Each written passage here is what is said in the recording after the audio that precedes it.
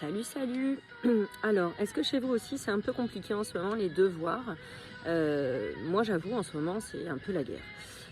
Fin d'année scolaire, fatigue, concentration pas au top, marre tout simplement, hein, fatiguée de tout et j'avoue que même moi je suis fatiguée de faire les devoirs. Alors on a tenté une expérience, depuis quelque temps, on met en place un planning avec mon fils on coupe le temps de devoir par des tranches de 15 minutes accolées à des pauses de 10 minutes. Alors c'est un petit peu fastidieux au début, ça demande de la bonne volonté, j'avoue. Concrètement, comment ça se passe? Le samedi matin, on regarde quels sont les devoirs à faire pour la semaine. On décide ensemble quelles sont les matières que l'on va faire en premier et on établit un planning de pause. La pause, c'est quand même super important et ça va donner ce challenge de dire quand j'ai fini mon travail, je sais que j'ai une pause.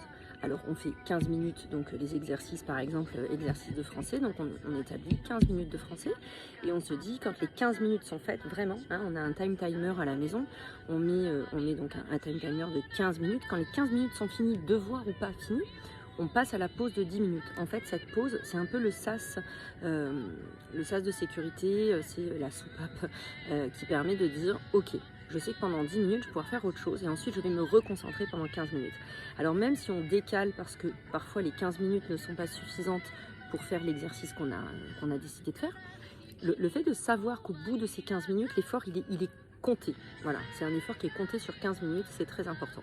Alors moi, je trouve que ça fonctionne pas mal.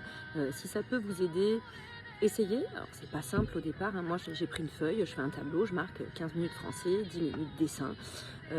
Je choisis les pauses avec lui. C'est lui qui décide ce qu'il va faire pendant ces 10 minutes de pause. Ça peut aller du coloriage du mandala à jouer au Lego, à Woody Woodpecker qui dure à 10 minutes.